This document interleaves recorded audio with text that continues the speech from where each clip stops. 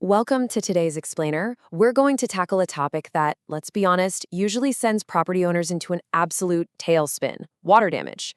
Look, when a pipe bursts or a massive storm hits, it literally feels like sheer chaos. But as you'll see today, dealing with a flooded property is actually this highly predictable, perfectly manageable, and honestly, fascinating scientific process. We're breaking down the anatomy of a disaster, specifically looking at the unique environmental curveballs in Folsom, California, and how pros use hardcore physics, engineering, and strict protocols to put everything back together. Okay, let's dive into this. Because to really grasp property restoration, we've got to understand the environment that's actively attacking the building. In Folsom, it isn't just your average city. Its specific geography and history basically create a perfect storm for water intrusion. We're not just talking about a leaky roof here. It's this crazy, complex mix of natural and man-made factors that keep local restoration crews on high alert 24/7. So, Folsom sits right at the crosshairs of the American River and multiple waterways. You've got the Folsom Dam Basin and Lake Natoma, which means low-lying areas face some very real flood risks during winter storms and spring snowmelts. But get this, the threat isn't just flowing down the river.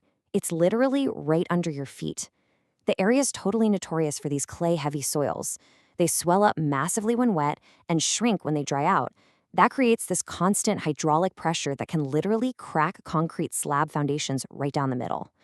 Add in the 1980s and 90s housing boom in spots like Broadstone, where a lot of builds lack proper drainage, and then flip over to historic Folsom, where you've got century-old cast iron sewer laterals just rusting and failing. It's a geographical and infrastructural minefield, guys. Now, to bring some serious order to all that chaos, we're going to transform this panic-inducing disaster into a controllable, five-step scientific process.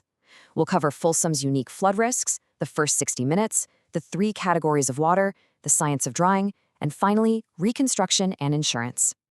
Starting right off with Section 1, Folsom's unique flood risks. Let's get a baseline understanding of what we're up against locally. Beyond the rivers and the expanding soil, there's actually a hidden threat lurking right inside the walls of older properties. See, nowadays, California has these incredibly strict Title 24 building codes that mandate specific moisture barriers and ventilation. But tons of older Folsom homes completely predate those rules. So why does that matter to us? Well, think about Folsom's absolutely blistering dry summers. When water gets inside a wall in an older home, and you mix that intense outside heat with the heavy chilled AC running inside, you get massive temperature swings. Without a modern moisture barrier to stop it, that wall cavity literally turns into the ultimate incubator for some really dangerous hidden mold colonies. It's a recipe for disaster. Moving right along to Section 2, the first 60 minutes, because the clock starts ticking the absolute second a pipe bursts. 60 minutes. That's the golden window. When a supply line pops and starts dumping hundreds of gallons of water straight into a living room, you are officially on the clock. Getting a crew on site within that first hour is literally the difference between a pretty manageable cleanup and a total catastrophic structural failure. That's exactly why professional teams run 24/7. Stopping the water's progression in that 60-minute window stops the exponential secondary damage to your drywall, your framing, and your hardwood floors right in its tracks. Now, what's really interesting about this slide is the immense difference between the two distinct phases of water removal. During that golden 60-minute window, experts bring in truck-mounted mechanical extraction units. We are talking massive, high-powered vacuums pumping out thousands of gallons of standing water from carpets and subfloors in just a few hours. You can mechanically extract about 80% of the moisture incredibly fast. But that last 20%? Well, that requires evaporation. And evaporation takes days of meticulously pulling moisture out of dense stuff like wood and concrete. If you don't nail that instant mechanical extraction, managing the evaporation phase later becomes practically impossible. Which brings us to Section 3, the three categories of water governed by the IICRC S500 standards. This is where we elevate from basic cleanup to professional hazard management.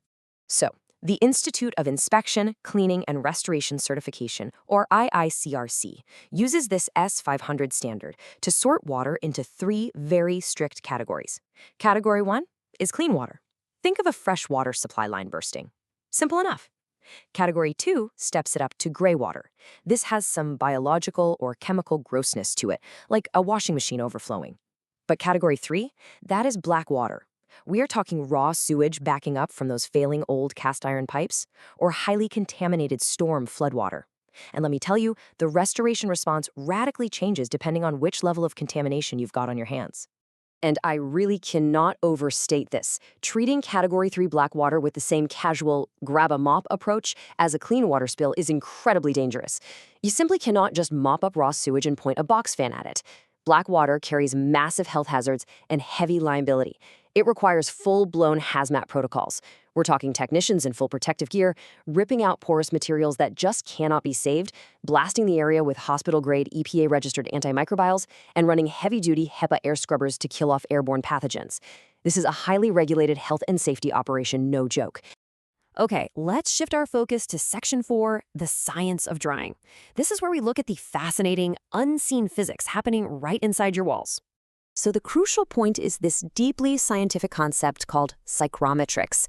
Don't let the jargon scare you. This isn't guesswork, it's literal thermodynamics. Restoration experts use psychrometrics to completely manipulate the indoor environment by calculating the temperature, relative humidity, and grain depression, which is basically just a fancy way of saying the air's capacity to absorb water.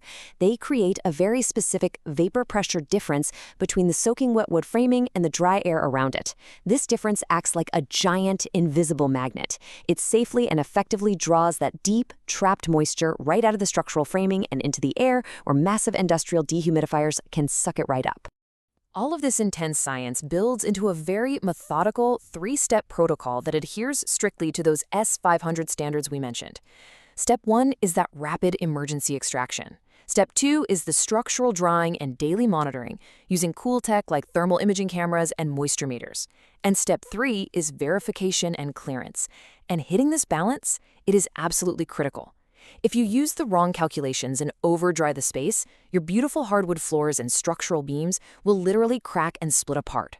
But if you under-dry it, you're rolling out the red carpet from massive mold colonies. It's all about hitting a very precise mathematical bullseye. And because this whole thing is governed by the laws of physics, you just can't rush it. Here's a totally realistic timeline for a property in Folsom.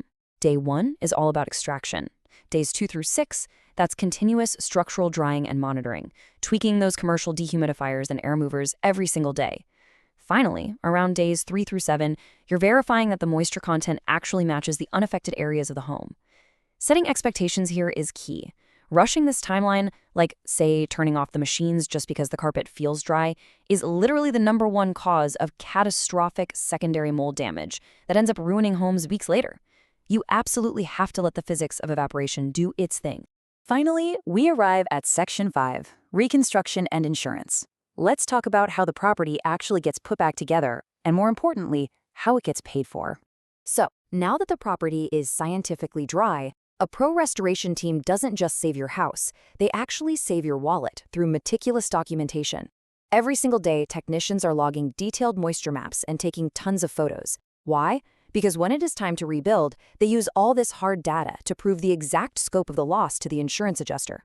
Plus, because those older Folsom homes we talked about often need to be rebuilt to strict modern Title 24 codes, meaning new moisture barriers and pulling Sacramento County permits, this precise documentation practically guarantees the insurance company covers all those required code upgrades. By billing the carrier directly with unassailable scientific proof, homeowners get to avoid some absolutely massive out-of-pocket nightmares. Which leaves us with this final vital question. When disaster strikes and water invades your property, it is so incredibly easy to panic, grab a few towels, and hope for the best. But as we've explored today, true restoration is a rigorous, fascinating science. From understanding Folsom's tricky clay soils and Title 24 codes to applying psychrometrics and managing serious hazmat protocols, it's about so much more than just what's on the surface. So, are you just mopping up a symptom, leaving hidden moisture to silently decay your home's foundation? Or are you scientifically solving the root cause? Thank you so much for joining me on this explainer.